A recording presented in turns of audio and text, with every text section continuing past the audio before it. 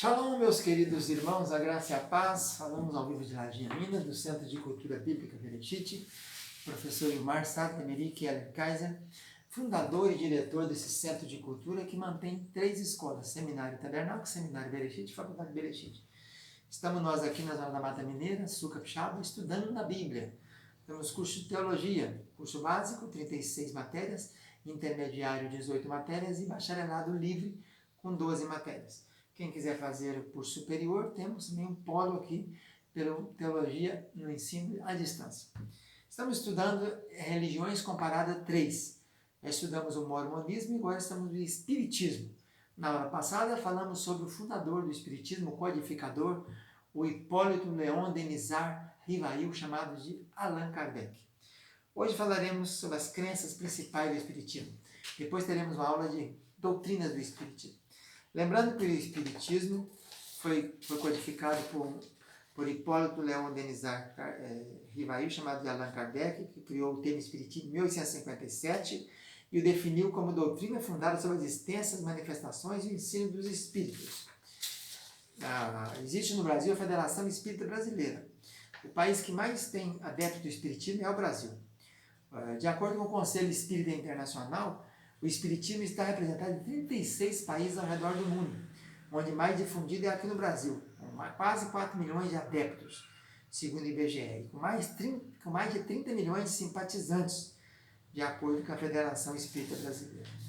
O símbolo do Espiritismo é esse símbolozinho da videirazinha, né? Onde tem ali uma videirazinha, até a editora dele se chama Videira.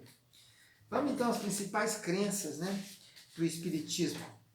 Sobre Deus, segundo a cabeça deles, é um Deus deísta, né? Surgiu essa ideia no século XVII e XVIII. Não nega a existência de Deus, mas rejeita o relacionamento de Deus com o homem. No caso, Deus dele é impessoal, sem atributos morais ou intelectuais. Deus é a inteligência suprema, a causa primária de todas as coisas. Leon Denis, que veio depois sucedendo Allan Kardec, disse que Deus seria a grande alma universal, de toda a alma humana é uma centelha, uma irradiação. O eu do universo é Deus. É um Deus imanente, sempre presente no seio das coisas, né? Segundo um autor brasileiro, Luiz José de Matos, no livro Espiritismo Racional, Deus seria a inteligência universal, grande tudo, todo, grande foco gerador de todas as coisas, primeiro componente do universo, luz astral, aquele que não tem forma, grande foco gerador de todas as coisas, já falei. Primeiro componente do universo, luz astral, aquele que não tem forma, repetido aqui, né? E a alma humana, então, seria a partícula da inteligência universal. Sobre trindade, o kardecismo desconhece a trindade divina. Diz que não tem essa noção de trindade, é lenda hindu na cabeça deles. Jesus, para eles, é verdadeiramente Deus e verdadeiro homem. A divindade de Jesus é essencial para a fé cristã. O corpo de Jesus não era real, de carne e osso, mas aparente, meramente fluídico. Na cabeça deles, o corpo, então, não era real. Não existia o homem Jesus, né? Só um fluido, tipo um fantasma, né? Jesus nem Deus nem homem. Jesus não se revestiu do corpo material, humano, como os vossos. Assim, os atos humanos de Jesus não tiveram existência real, não possuem natureza humana. Isso é a crença deles, hein? Não vou combater isso aí, mostrando as doutrinas, refutando pela Bíblia. Redenção. Para eles, o sangue de Cristo, não, que temos a redenção, a remissão dos pecados, nós cristãos acreditamos nisso, né? Que pelo sangue de Jesus temos a remissão dos pecados. Mas para eles, cada um é o próprio redentor de si mesmo, por isso tem que reencarnar. Se não deu conta de purificar a sua alma aqui, vai reencarnar e voltar depois em outra pessoa, na cabeça deles, né? Então, por essa ideia, o mal se expressa nas paixões humanas, como egoísmo, inveja, ciúme, orgulho, etc. Arrependimento não é suficiente, tem que expiar, por isso tem que reencarnar. Para eles tem 2 mundos, o mundo do corpóreo e o mundo espírita. A crença kardecista apresenta uma concepção antagônica de matéria e espírito. O mundo espírita é o mundo normal, primitivo, eterno, pré-existente, sobrevivente a tudo. E o mundo corporal é secundário. Poderia deixar de existir ou não ter jamais existido, sem que isso se altere a essência do mundo espírita. O universo é uma trindade, Deus criador, o espírito e a matéria. Mais um quarto elemento, o fluido, fonte de vida animal intermediária entre o espírito e a matéria. É de natureza elétrica ou magnética. Isso é a cabeça do espiritismo. Os espíritos progridem, segundo eles, têm estágios, né? Tem os imperfeitos, depois tem os bons espíritos e os espíritos puros. Por isso tem que ir reencarnando segundo a ideia deles. Por isso, segundo eles, os espíritos são errantes. Vagam pelos mundos, visíveis e invisíveis, e visível e invisível. Tem um tal de perispírito. O que seria o perispírito? É o espírito que está unido ao corpo, utiliza o cérebro para se expressar, o corpo é um acessório, um invólucro temporário. Então, para que o espírito se una ao corpo, tem que ter o perispírito, que é o segundo invólucro, semimaterial. Quando o corpo morre, o espírito se despoja do corpo, mas não do perispírito. Então seria como se fosse um cisto, né? Um parasita aí do corpo humano. Não existe alma sem perispírito, também é chamado de corpo astral, corpo fluídico da alma, corpo psíquico ou ectoplasma. Isso tudo segundo a cabeça dos espíritas, né? Falando das crenças dos espíritas. A morte, a encarnação e a reencarnação. Então fica nessa sequência aí, né? Há um período que quando morre a pessoa, o espírito fica perambulando em volta do corpo por um período, para depois ir para o mundo dos espíritos.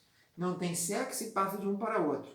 A união da alma com o corpo começa no momento da concepção, mas só se realiza quando a criança nasce. Isso segundo o Espiritismo. Todos os bons e os maus espíritos influenciam as pessoas. A reencarnação, então, é esse processo, né, de aperfeiçoamento dos espíritos. A moral. Segundo eles, Deus não tem necessidade de punir o mal e recompensar o bem. As 10 leis morais do espírita são as seguintes. Lei da adoração, a prece atrai os bons espíritos que nos ajudam. Lei do trabalho, é o caminho do progresso. Lei da reprodução, fornece o veículo da carne aos espíritos desejosos de se aperfeiçoar. Lei da conservação, obriga os homens a respeitar a vida do próximo como a própria sua. Lei da destruição, é inerente apenas à matéria. Lei da sociedade, o homem não pode progredir senão no meio de seus semelhantes. Lei do progresso, é absoluta, apesar de lenta em sua marcha. Lei da igualdade natural e original, as desigualdades são transitórias, materiais, sociais, fisiológicas. Lei da liberdade, nossa alma nos dá a liberdade de pensar e julgar. E a última lei moral deles é a lei da justiça e do amor. Querer para os outros o que desejamos para nós mesmos, amar aos outros como a nós mesmos. Igreja. Eles negam a doutrina cristã sobre a redenção e a santificação. Os meios instituídos por Jesus para levar a salvação e a santificação também são contestados. O Espiritismo de Kardec não tem culto, nem rito, nem templos, né? A igreja é inútil para o Espiritismo. Por isso, bem assim como o batismo, ceia e ordenança de Jesus, a santificação não é alcançada aqui só por reencarnação. E por isso o Espiritismo não é cristão, porque nega as principais doutrinas do cristianismo. Podemos resumir as crenças do Espiritismo nos seguintes pontos. Possibilidade de comunicação dos espíritos mortos com os vivos, crença na reencarnação, crença no aperfeiçoamento pelo sofrimento e pelas boas obras, existência de muitos outros mundos fora esse nosso aqui, para que as vidas vão se aperfeiçoando. A virtude principal é a caridade, através da caridade as pessoas se aperfeiçoam.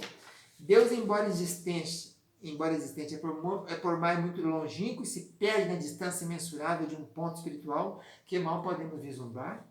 O contato de Deus com os homens é feito por intermédio dos guias, espíritos, que ajudam os homens por meio de manifestações, que se realizam por intermédio e instrumentalidade dos médiuns. Jesus é considerado um espírito evoluído que alcançou desenvolvimento. O Espiritismo julga ser a terceira revelação, pretendendo ser o mesmo Espírito Santo prometido por Jesus. Os espíritas creem no valor das preces pelos mortos, pelos espíritos sofredores. Creem que as pessoas podem salvar a si mesmas pela própria força de vontade de fazer o bem. Creem na existência do céu, nem do inferno. Não tem nem céu nem inferno. Não creem na existência do diabo. Não tem. Por isso, então, essas são as principais crenças do Espiritismo, que é objeto dessa nossa aula aqui de hoje. Vamos ficando por aqui. Fica na paz. Tchau, tchau.